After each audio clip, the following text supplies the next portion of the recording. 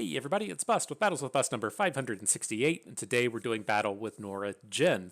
And so the Norra Jhin deck before you today is not like the Norra Jhin decks of old. If you want a refresher on those are combo control decks that uses Jhin to get access to a weird collection of units, the main ones being Lord Broadmane as a big control engine, and then the combo kill of using Riptide Rex along with a 2-mana Condense. And so at that point in time, you would be able to play Riptide Rex on turn 8, do the 7 cannon barrages, 9 cannon barrages, however many it is, immediately condense him and replay him right away. So you get that double-digit cannon barrages, which is typically enough to just come in and finish off the game. The deck we have here before you is more focused in on Jhin and focused in on the Wings Giving, and then Norra is what is here to give us that still board stall element of the deck. And so with that in mind, I'm not quite certain how to describe this deck. It is at one piece of the component based on Jhin, right? One of the things I'm really interested in with Jhin and also with Annie and the Ravenbloom Conservatory are these factions that have multiple stories within them, because the story cards do activate the counter on Jhin. If you're not familiar, if we say look at the family reunion, as we activate the Act 1 for the Gloom, that is actually a skill. And this can be used to level up Jhin, level up Annie, level up the Ravenbroom Conservatory, activate Mana Soul students, the list goes on and on and on. And so we're looking at these factions that have multiple stories within them so that we can maximize our usage of Jhin, right? Typically, if we use the Desert Naturalist with Jhin, that's only going to give 1 activation. Using the Family Reunion or the Wings Giving gives us 3. And so that's like the first piece of the puzzle we're really looking at here. As opposed to being a Riptide Rex combo deck, we are much more focused in on abusing Jhin to the best of our abilities. The other thing going on with this is what is arguably the strongest card in the game right now in the Wings Giving is a story that we can use with Jhin. And so I'm not quite certain if I want to call this deck as a Jhin deck that has the Wings Giving in it or a Wings Giving deck that has Jhin in it, but we do have both of those elements here today. Now, there are a lot of Wings Giving kind of combo-esque decks running around at the moment. We are not doing that. I found that it's not necessary to do that. One of the questions you have to ask yourself with any Wings Giving deck is, if we don't draw the Wings Giving, can we still win the game? And I feel like a lot of those decks can't do that. If you're focusing in on the Transform cards and Curious Changelings and King Nakatak and the like, while it is very powerful when it works, that deck is dog shit when it doesn't. And so what I think we have here is a nice balance of using the Wings Giving. We do still have some grant type abilities with like the Portal Scholar and the Family Reunion, to where we get little bits of bonuses out of the grant abilities across our units, but we're not fully all in trying to play a bunch of grant cards in a deck that they may not work in if we don't draw our Wings Giving, or if opponents do start playing more landmark removal like we have here with the double Portal Pioneer and the double Desert Naturalist. And so that's the kind of idea here, right? We're going to be using the Norra package to stall out the game. Hopefully that board stall either lets us build up to a flipped Jhin, it lets us build up to a Wings Giving, or still at the end game we have this Riptide Rex plus Condense combo. The last thing to call out with this though, what was it? I had one more thing to say. Oh, I remember now. The reason that I'm, very interested in the Portals package within this is it is good defensively, but it's also very good at helping us maintain units for the Wings Giving. As we did mention that combo deck with Chief Nakatak, like it's very challenging to put yourself in this spot to where you have a Wings Giving on the board, a Chief Nakatak on the board, a Curious Changelings on the board, and then another unit on the board for you to try and activate the Wings Giving on. The things that the Portals will give us is it's very common for us to just say, play the Wings Giving on turn 3, play the Portal Scholar on turn 4, immediately flip the Portal Scholar from a 4 to a 5, and then at the end of the day, the Portal Scholar, if we spend all of our Wings Giving activations on it, will get up to the space of being an 8-cost unit, which is very powerful in terms of having big, gigantic, game-winning overwhelm units. So it's an interesting combo that we can pull off there. And I guess the other thing to kind of call out with this deck is the Family Reunion granting impact and the Portal Scholar granting impact can be Very important in terms of Riptide Rex, right? Riptide Rex needs a plunder before his Cannon Barrage ability comes down and blows up. Having these rando units with impact gives us a fantastic way to ensure that Riptide Rex can activate and get those Cannon Barrages up and running. And so that is it. Really, the game broke. That is what we're doing battle with today. Let's see if we can't get past this service error, jump into a game, maybe get in a round or two. Looks like it's going to restart. Good job, Riot. We'll go ahead. We'll restart the match, the match counter, get the game restarting. There we go. Hopefully we get to make videos today, you know? Look at that. We got ourselves into Masters as well. I finished off the Masters grind with the orange Braum deck. I'm sure it looks like a meme deck to most people, but I think I had like an 80% win rate across 20 games to finish off that climb into Masters. And it's a deck that has a very good place in this meta. And so while going for the Braum story lit package thing might be a little bit memey, there's definitely something there, and it's definitely a powerful climbing style of deck. All right, first battle though. What's this nonsense? Bandle City Shadow Isles with no champions in it. I'm not quite certain what we can expect to run into here, but we'll hang on to the family reunion. Look for some of our early game interactivity, which we found completely across the board with the Conchologist and the Glare. Okay, doing some ephemeral stuff.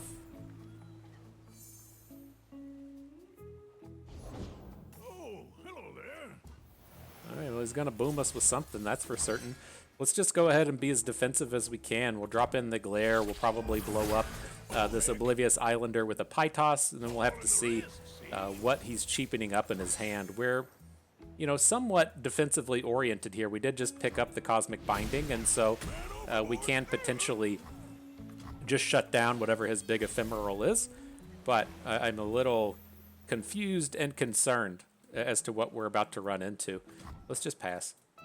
Like, I'm fine to take a big bank into the next turn. What is this? When I would gain ephemeral, grant me 1/1 instead. So we just got a big unit. That's where all of the bonuses went into. Okay, I guess.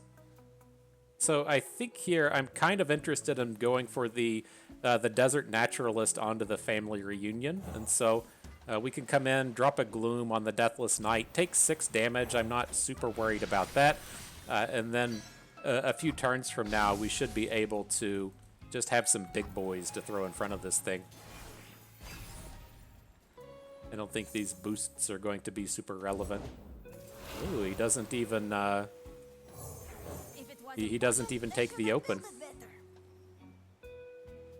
But this is one of the nice things with the Desert Naturalist, right?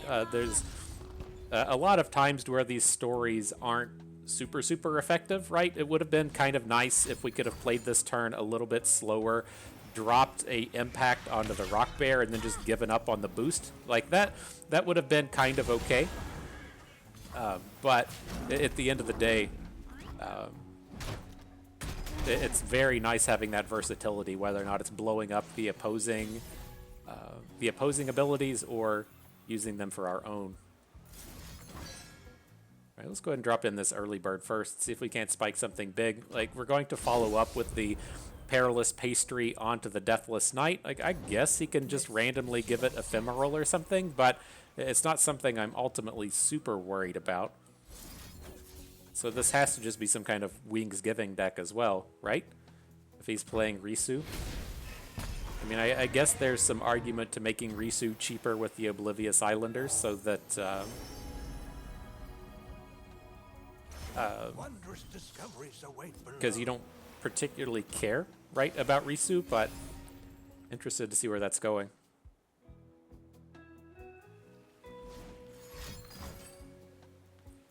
Revive the strongest dead allied follower. Grant it ephemeral and fearsome. Okay. Can deal with that. The question is, do we want to go for the Cosmic Binding this turn? I don't think so. Oh, he just comes back forever, doesn't he? Neat combo. Astounding Let's just keep going with these early birds. Like, I guess it would be kind of nice to get the Storm Cloud off of the board. Easy does it.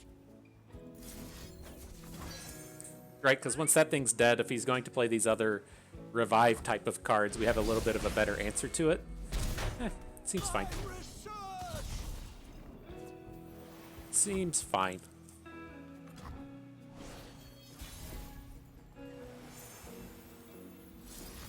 Let's drop this early bird in first. I do have to worry about things like the harrowing, I guess, but the early bird should be decent. Ooh, it hit a Portal Pioneer, so his cards are all 2 or less.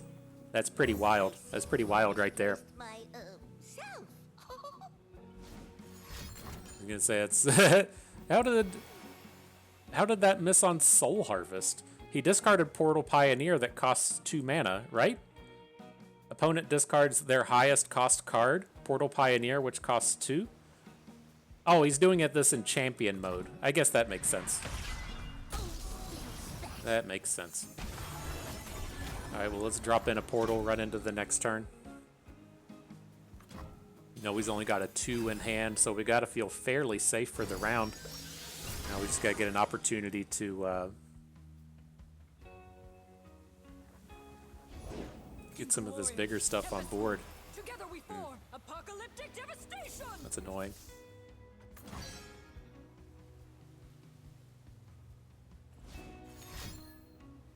Wow. Okay.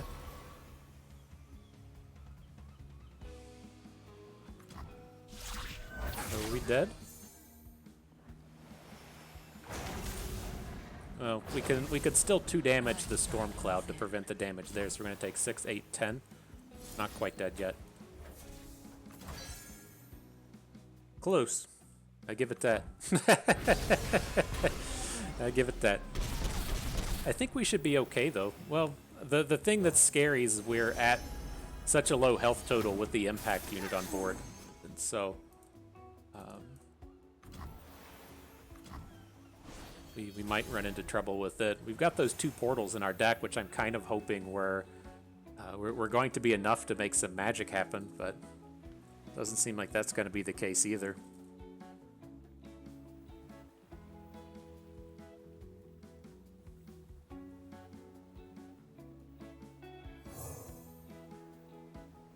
Like this is tough. I'm gonna say, like, we have the option in here with the dragon to like hook in the Storm Cloud. And I think that's where we want to be.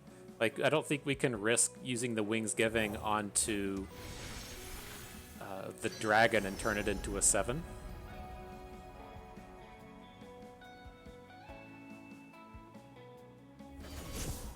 I'm going to snatch up the long tail. That should be able to block the Deathless Knight if it comes down to it.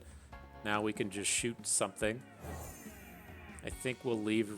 We'll take down Risu and leave the sentry up, and then we're going to look to hook in his impact unit. Brothers, avenge me.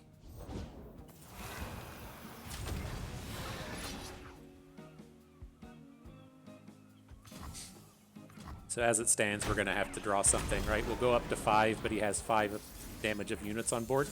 We have a handful of things we can hit. Pie Toss, maybe we still have another stun. I don't have the tracker up at the moment, but maybe.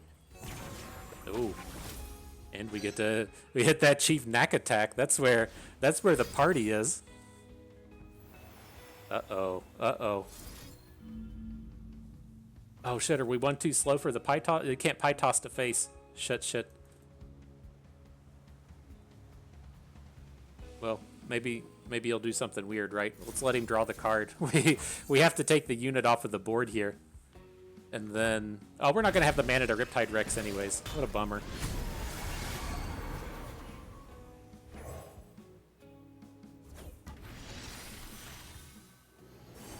Something with lifesteal? No. Damn. That's tough. I'm not...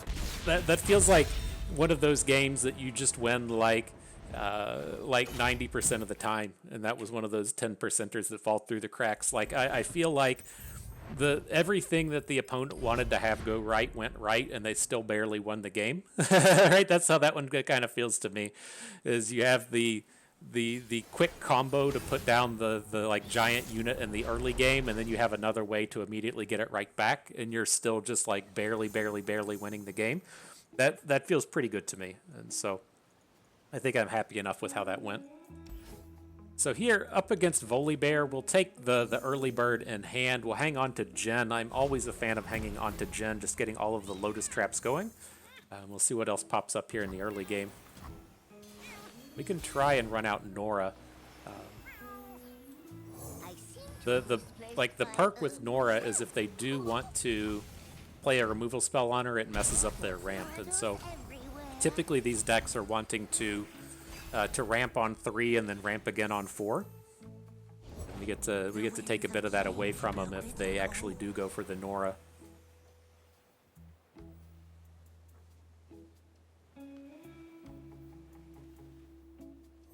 Well, aren't you the cutest thing of a D I ever did see?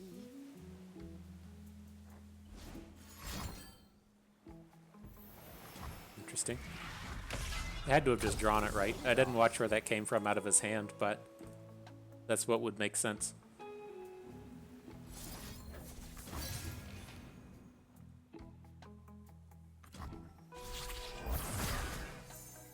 And avenging Vastaya could be very important, having the counter spell at some point. It's tough. Like this is the first time I've played against the ramp deck at this stage of the meta. I'm curious if it wouldn't be better to just like keep Jhin in hand for a long time and not risk him on board, but still be generating those Lotus traps and stuff out here. It's kind of an interesting space for him to be in. Your idols will crumble. Okay. Opponent going up to their 6 mana turn. Don't need to drop the early bird just yet. It's got a little bit of time before the real big boys are going to start coming down.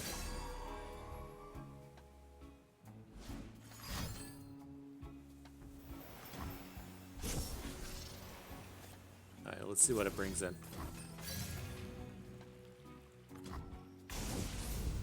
It Volibear. Making some sad faces. I feel you, dog. I feel you.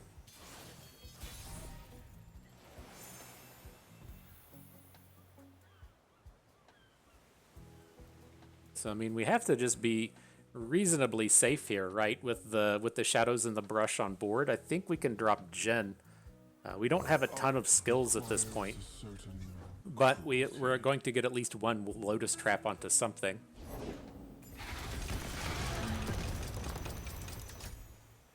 So he goes Volibear. His mana's pretty much done. We don't have a ton of options in terms of activating additional skills, though. I think we just come in with this small collection of bros. No, that's not it. That's not it at all. Well, that's awkward. our Jhin isn't going to do what we want him to do, right? It's like I started to piece together that we could potentially pie toss the Mystic and then use the other thing on it, but then the Lotus Trap is still just going to go on the Mystic anyways. All right. Gotcha.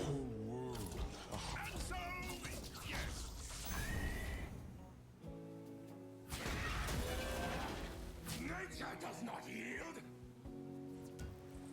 Survival through savagery. Put your blocker down here in front of the poacher. It's got impact. You'll prevent more that way. Oh, hang on, shit. We didn't get the activation because we didn't drop a skill in there. Whoops. I guess that could turn out to be kind of useful in the sense that if we want to just drop a bunch of skills next turn, we can do that. Maybe maybe that actually just worked out for the better, and I didn't realize it. Little whoopsie turning out okay, huh? I will bury the world in ice. So Lissandra's going to get to flip. It's not anything we could do about that.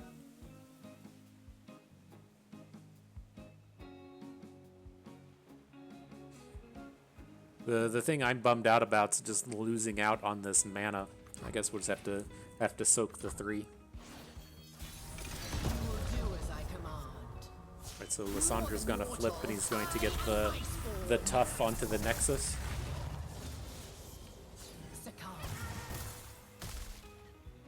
We have not done much work whatsoever in terms of getting Jhin to flip.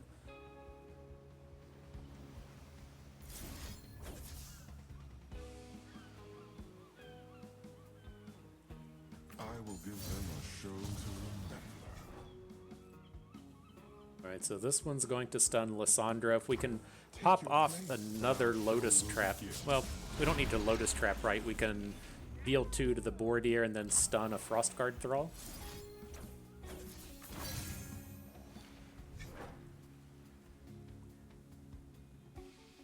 This gets Jhin up to 2. We can then send a Perilous Pastry. I guess it doesn't make sense to send the Pastry to face, since it's just going to get tuffed. So we'll drop this one here. This looks like we're about to just get stopped by a Harsh Winds. I mean, there's nothing we could do about that, though. I think we have to still just stick with the Vastaya and hope for the best.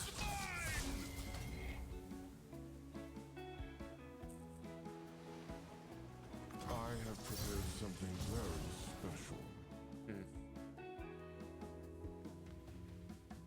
I don't know, fam. Doesn't feel like we did this well. I guess there is quite a bit of damage being prevented by Lissandra, though. Fight.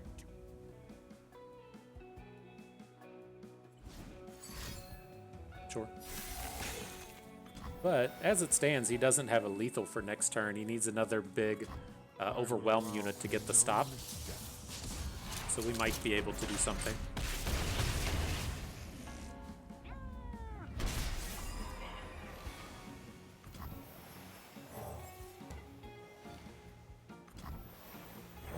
Maybe do something. Is it not? Now this is an interesting thing as well, in that when you're playing with Norra and you hit the units off of the portals, they come into your hand and cost 0 mana. And so if you do have a full board, it can be challenging in terms of getting those activations to where, like, if you have the Wings Giving on board. Together, we can do this. Obey.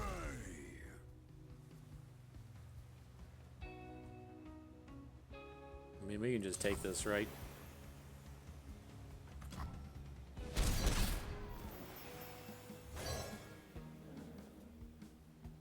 I will give them a show to remember.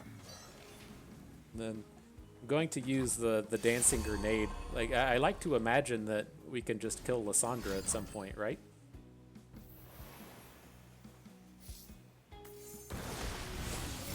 Well, that's no good. I don't want to see the guy just spending removal spells on our Vastaya. So maybe we got to take it slow with Jhin at this point. Like, that 4 damage to face seems like it should be pretty relevant. Alright, so he's got a Vengeance. I knew you'd find your mark eventually.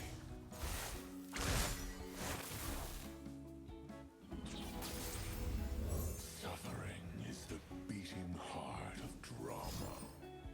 Sure. The Well, denouement. might be able to do something, and so as it stands going into this next turn, I'm just gonna take the heal. I don't think any of the, well, I guess the Explorer's Blunder taking tough off of Lissandra could matter. I don't think he's gonna burn us out at this point.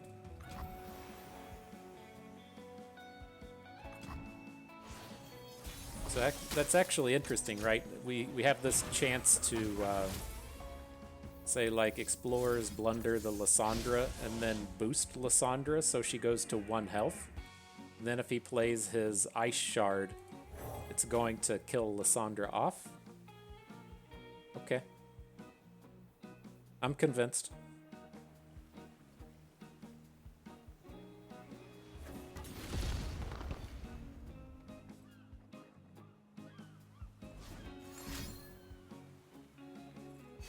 So we'll try that, and then we still have a stun at home. See if that gets us anywhere interesting. Quiet us onto the poacher. Okay.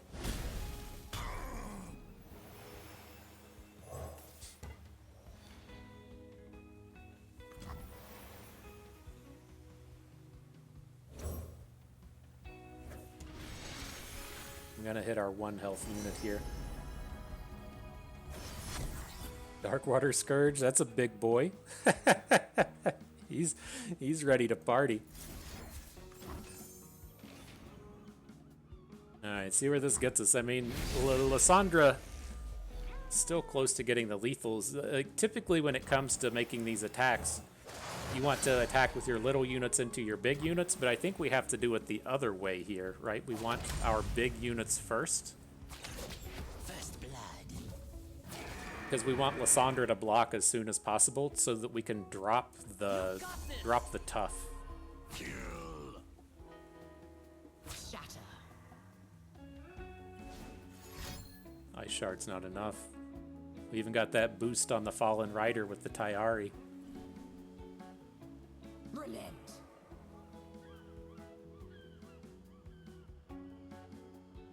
Die. Uh-oh, we looking at another flash freeze? I have to imagine if he had a flash freeze, he would have just immediately put it on the Darkwater Scourge. He has been sitting on this one card, though. No telling what that last one is. Foolish child.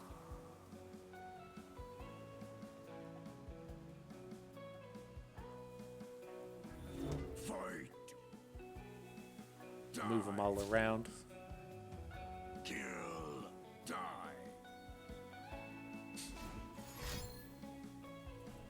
Kill. Just keep moving it. All right. Looky there. Get it done, Bus. Get it done. Felt good.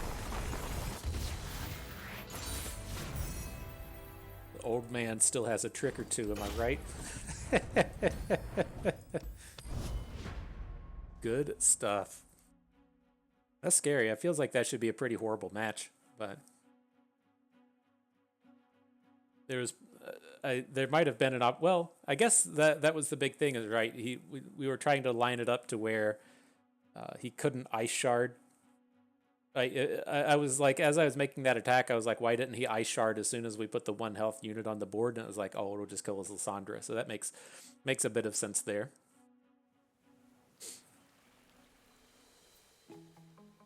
Good stuff, though. Fighting through that tough.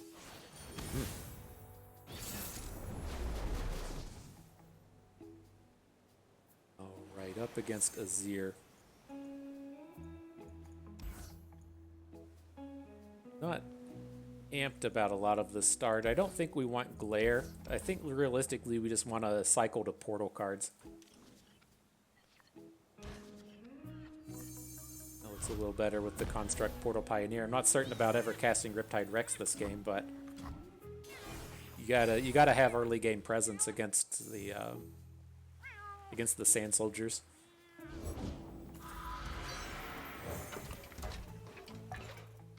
So man, interesting stuff out there. I'm not certain how many of you keep track of what goes down on the old Reddit, but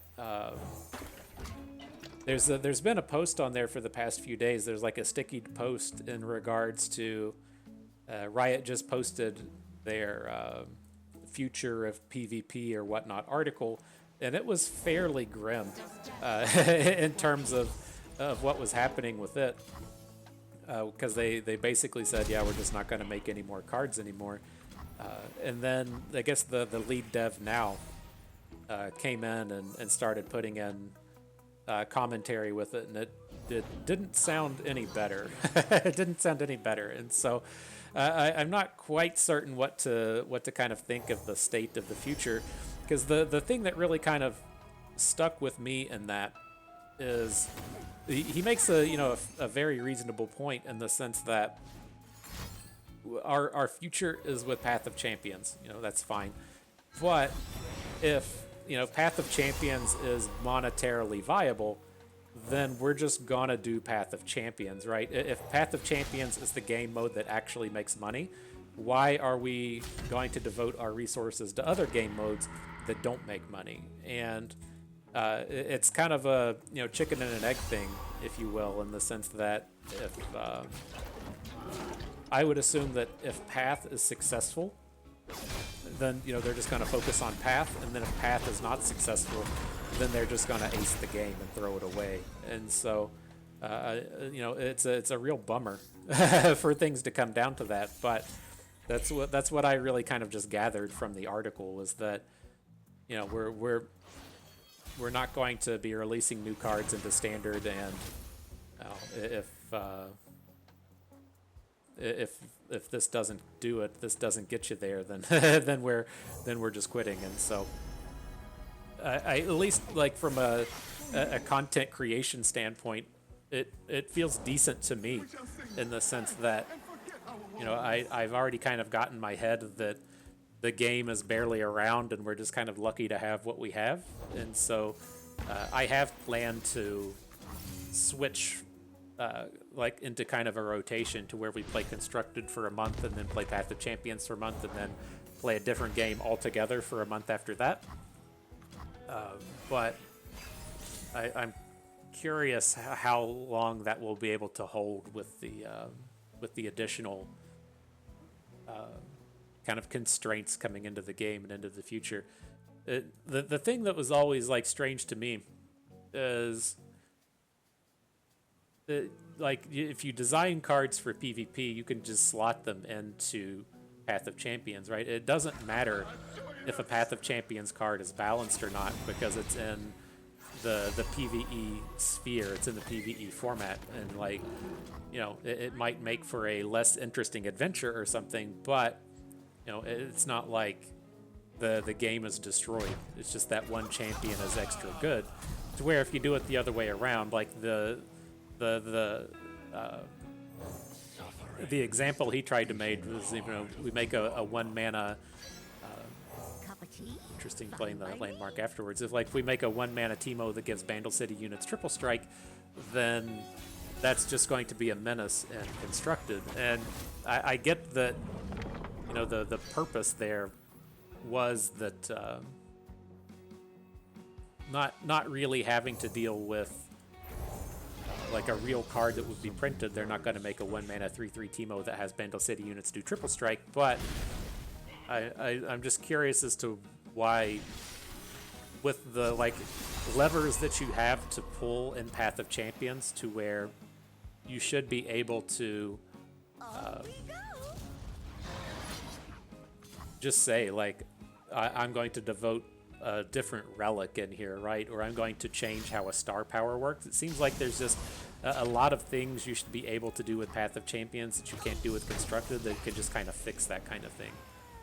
But I don't know. Who knows at this point? Like, it's like, without being internal to Riot, there's no way to tell, like, why they fucked this game up so righteously throughout the entirety of its lifespan.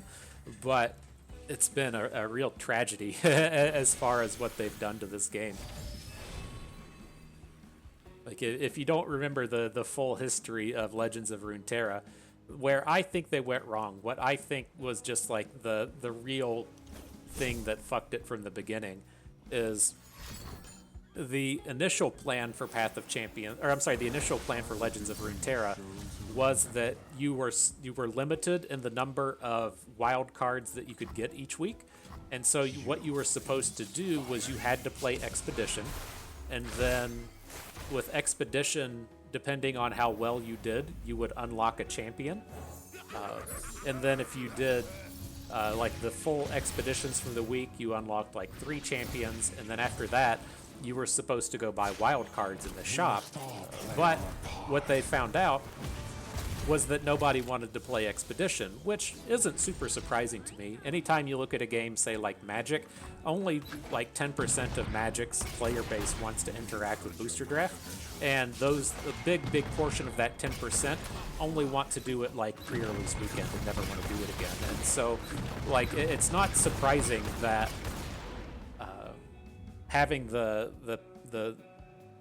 like core of the game tied into Path of Champions was a bit of a failure. But the thing with that to me was, and the reason that that became so problematic was, I think that they rushed the game out. I think that the last time that they had a This was your let's fate. just block this stuff and not die. Don't even have to block that much.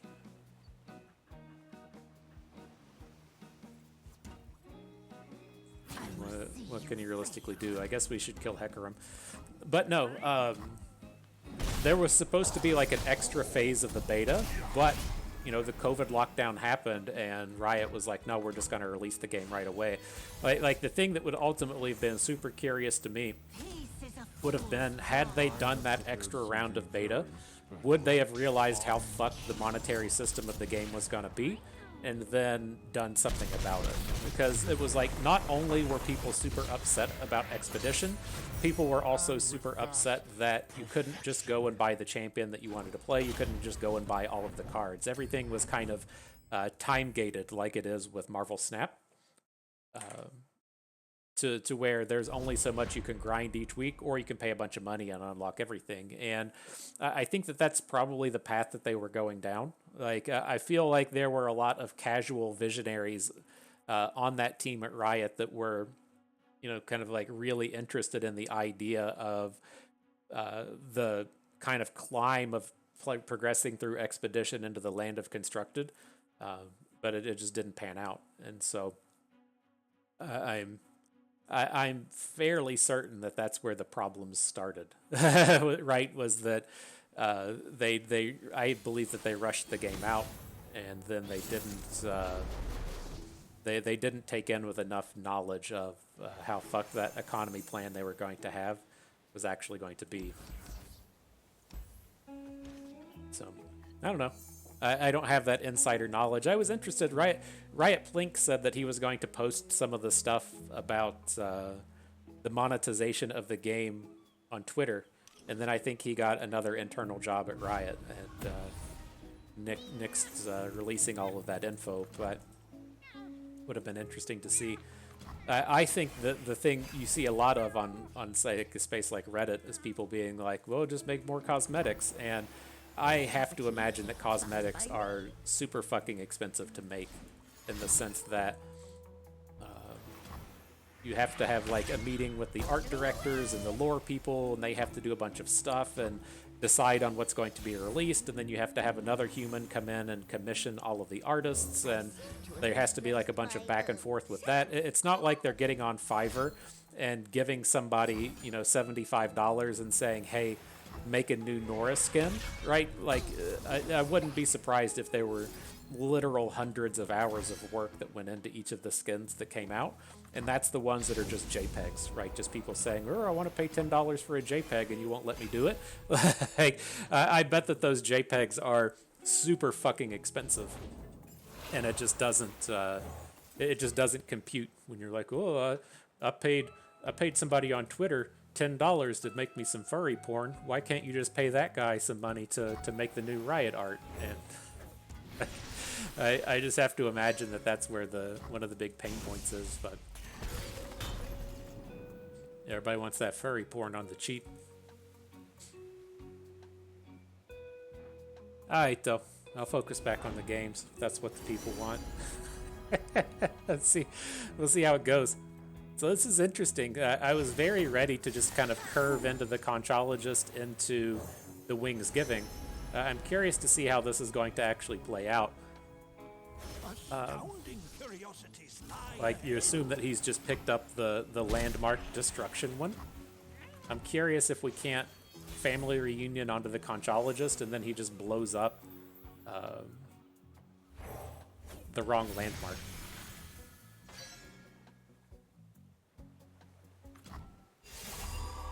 Let's see. Drop it in. Blow up that thing we don't care about, my dude. Or play a unit. Either way. I'm not too picky about what's going on here. Sure is dark, eh? Alright, fine. Suffering is the beating heart of drama. Our performance begins. I will give them a show to I gotta feel like this is safe. Like, you could have the +2/+2 and ephemeral thing, which is fine. It's not the end of the world to lose out on Jhin here.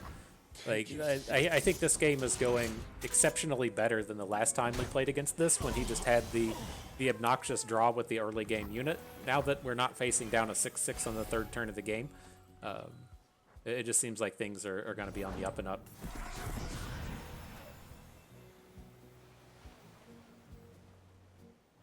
Still do have to worry about him just blowing up one of these Wings Givings.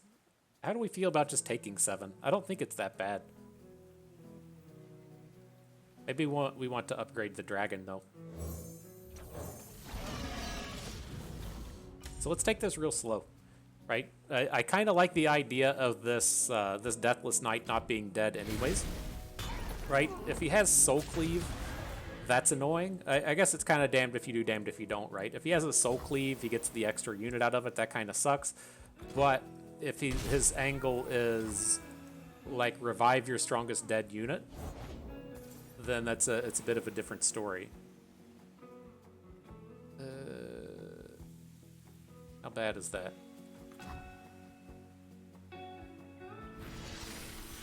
He just immediately starts getting these things.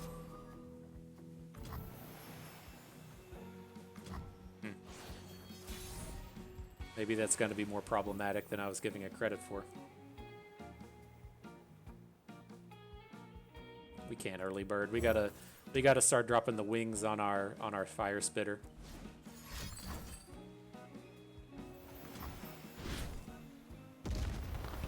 Oh, not the early bird.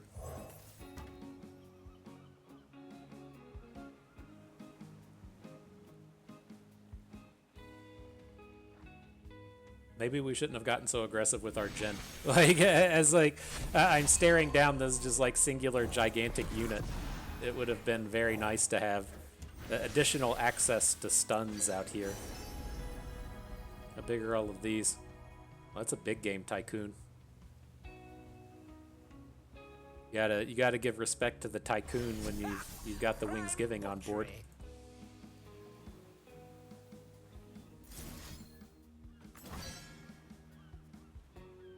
It's like the early bird's highlighting the Deathless Knight. So the Tycoon should be safe from things like Vengeance as well. Oh no, he just got more Deathless Knights.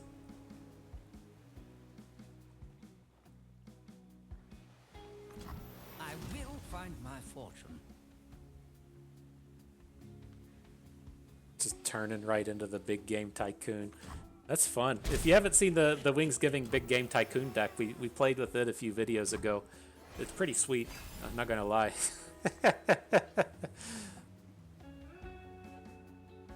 Really lacking units though.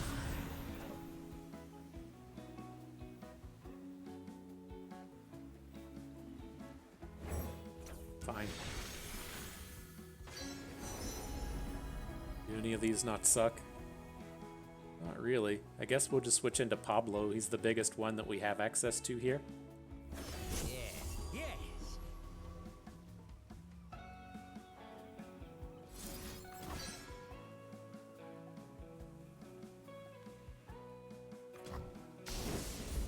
Soul Cleave.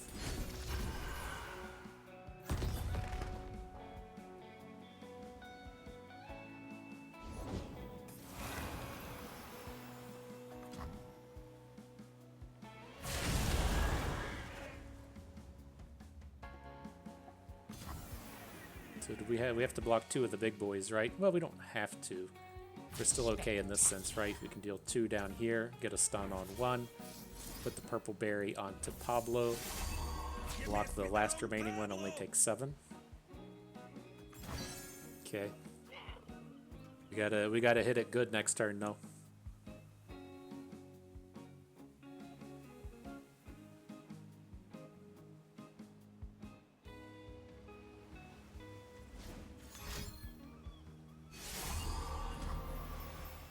Sure.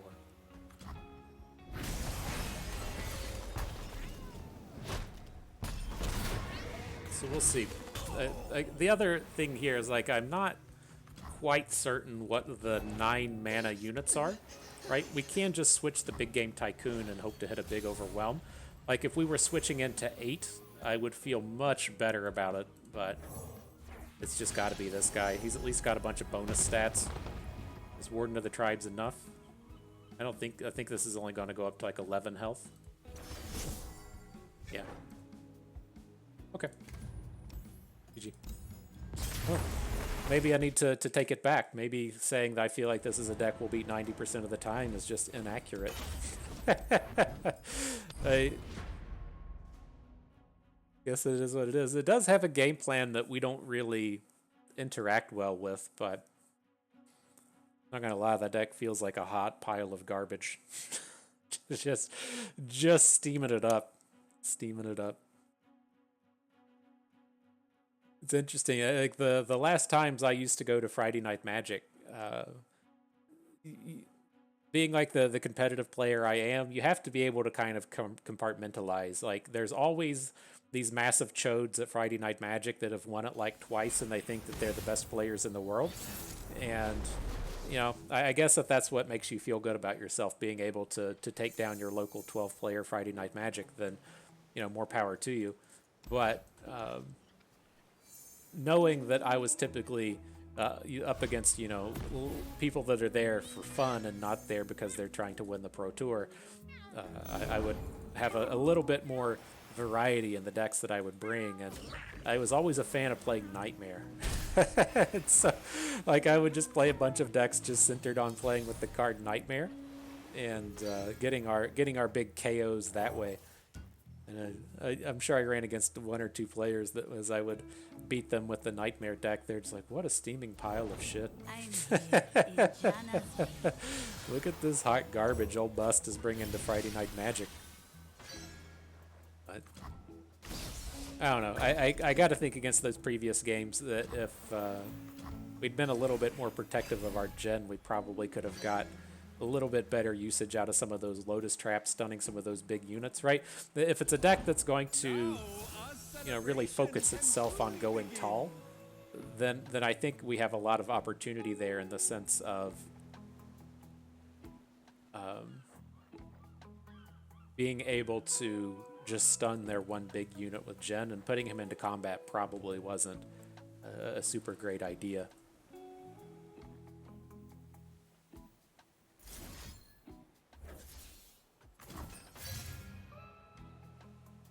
Alright, let's get some of this stuff going, though. I'm going to look to use boost mode on these family reunions, and so this is fine. We'll take a couple of hits of damage. I'm going to drop in the Portal Pioneer. I'm going to take the heal. I could definitely see we should probably just take the landmark, right, if we're going to get Sunken Templed, but it can be tough to determine what they're actually doing. Like, when you see the 1-mana Brash unit, that tends to lean me towards them not playing Sunken Temple, right? Sunken Temple tends to be much more control-y, and so I think it might be a little bit safer to just come in and take the heal from the Explorer's refreshments.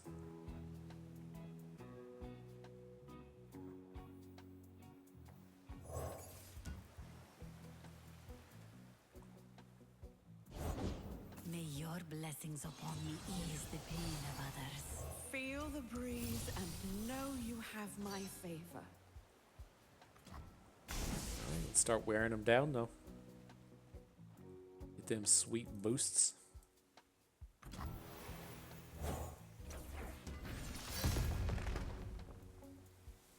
Look at all those Jhin activations. That's what the world wants to see.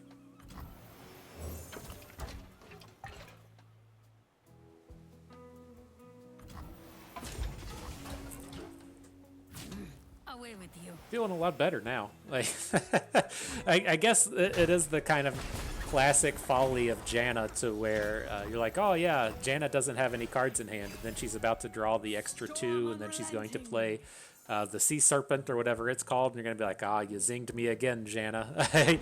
I didn't see it at first, but I see it now. Oh, just the Tide could answer. Art requires Alright, let's get started.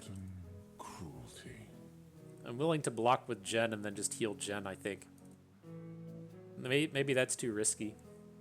He does then die to the 6 mana elemental spell. I have prepared something very special. We should have waited a turn, though. This is kind of a waste of a trap. Step into the spotlight. Everyone is waiting. This is a definite waste of a trap. Yeah, that was sloppy. It was like I could see us leveling up this story. I was like, ooh, I'm going to level up this story and put some impact on the board. And that's not exciting whatsoever. Let's be real.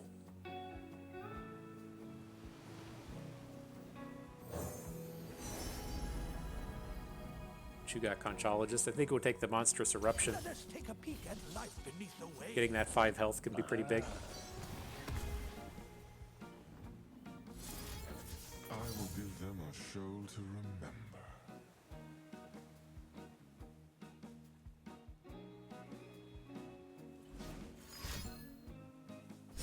We messed this up again. Unrelenting. I think we did. We're going to land the stun onto Janna. What I'm going to look to do here is deal the 1 damage here. We're going to get the Pytos back. And then we could Pytos Janna and Gloom Janna.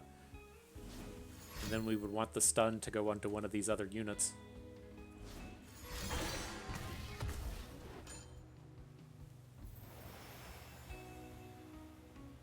This is a 5 damage Howling Gale. And a Mystic Shot.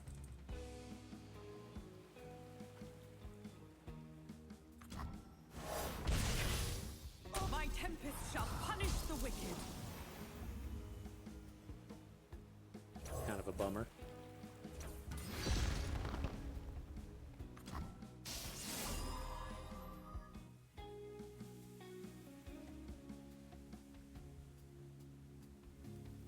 I sense such joy within you, but also pain.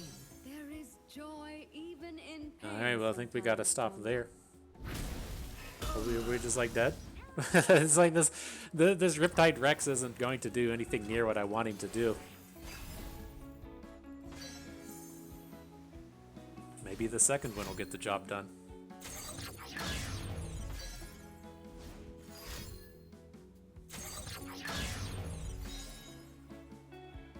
If we get the chance to cast a spell before he attacks, or before he like takes the open, I would like to just stun the Nilah. Right, we should be able to stun Nilah and kill the 3/2. He seems very incentivized to open now, though.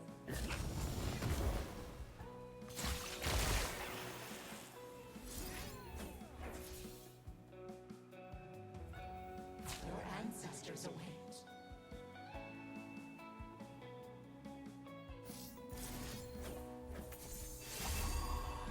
Let's see where this goes. I don't have high expectations for this.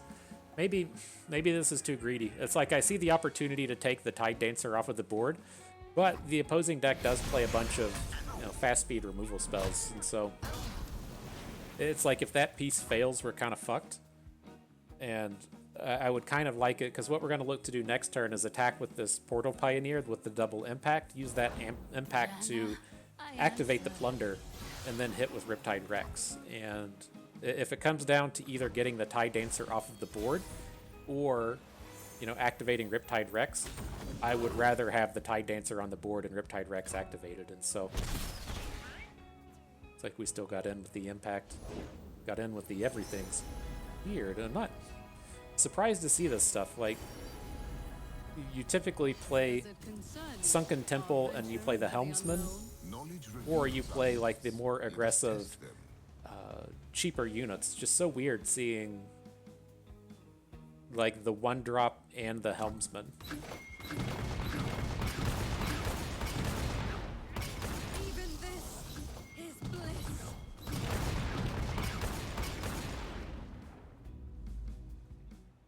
So we have to be losing both of our units now, right? He's going to take the... Well, maybe he's not... I guess he could just end up killing just Riptide Rex, right? If he's at 5? Okay, now he's got the 5 damage lightning blast, whatever it's called.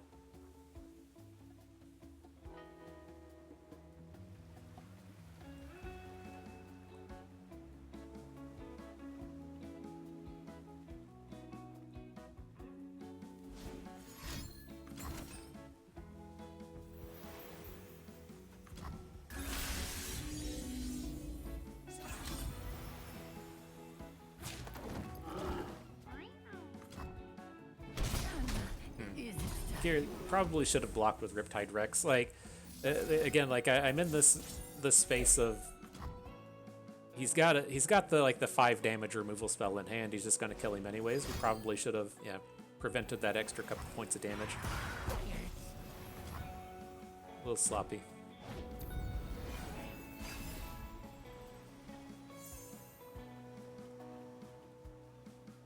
Disown your ill intent. Gotta drop the wallop in. Can't take 7. We'll just get burned out. Alright, well, we'll get both of these Conchologists on the board. Maybe we'll find a way to deal a point of damage or something. Maybe we'll get this Riptide Rex up and running. Feels like we're in a pretty bad spot, though. This is literally nothing I want. I guess we'll take a bursting backpack. Maybe maybe we'll hit him with the poison damage on the next turn. Bound and everlasting. Yeah, here we hit Electro Harpoon.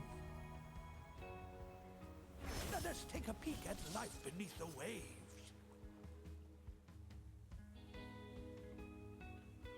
All right, Mr. Rex, we're counting on you.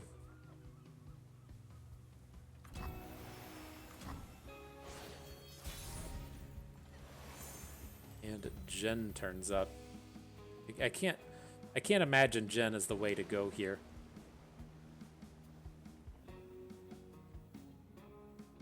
I guess the real question is, like, do we ever win this game if we go into the next turn? I guess I could see this dragging on. We're gonna have a few units on the board.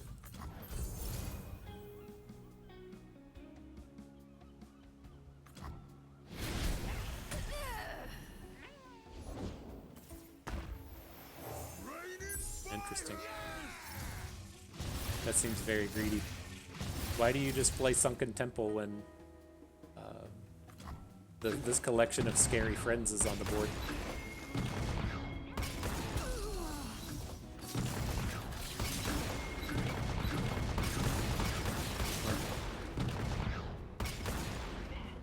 So he's gonna know we have Jhin in hand, right? He just saw those Lotus traps hit in place of the cannon barrages. He knows Jhin is our last card. What? Wow. Curious what's in hand in that kind of situation. Feels like that's the kind of space to where we literally never win the game. But nonetheless, GG. Let's pull this up. We can talk about it a little bit more. And so yeah, there's an interesting set of games. I feel like we didn't really connect on what the deck is capable of doing. I don't feel like we saw too many Wings Giving style of games. You could definitely see the strength in the Wings Giving in like the one game to where we got to use it, but this kind of overarching idea of getting portals going so we always have units on the board and then converting those units into something bigger with the Wings Giving never really came together. It's just a bit odd how between the Construct, the Portal Scholar, and the Norra, we just never got the portals rolling. And so kind of an odd space there. But nonetheless, it's still a reasonable deck. I like the inclusion of things like Desert Naturalist. I think that that's a card that, this format probably deserves to be seeing a little bit more of, as it's kind of I guess it's kind of the classic thing you would see in the best of 3 era as to where landmarks were good and the landmarks decks would struggle against explorers, but you didn't want to play explorers, right? You wanted the other people to play explorers so you didn't have to do it. And so literally no one ever played explorers because you were expecting the other people to do it, and that being enough to kind of counteract the landmarks running around. Well, I don't think that that's really the case. I think that if we were in the kind of more highly competitive metas of old, this style of idea of carrying Portal Pioneer and the Desert Naturalist and having this big anti-story package would actually be quite popular in this meta, because I am fairly certain that the Wings Giving might just be the strongest card in Standard right now. And so very interesting to see how that stuff plays out.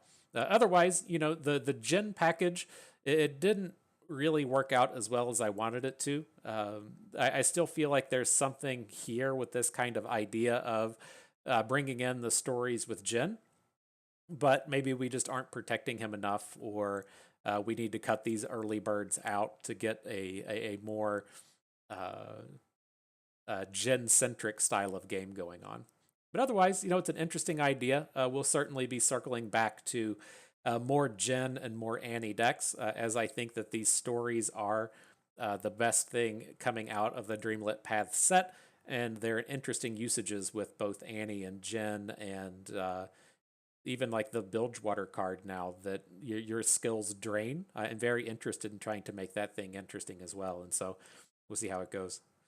But nonetheless, good stuff, good set of games. I had fun with that. I hope you did too, because that is going to do it for us today. So if everyone enjoyed the video, hope you maybe learned a thing or two along the way. You had a good time watching. This is Bustin' We. Thank you for being here.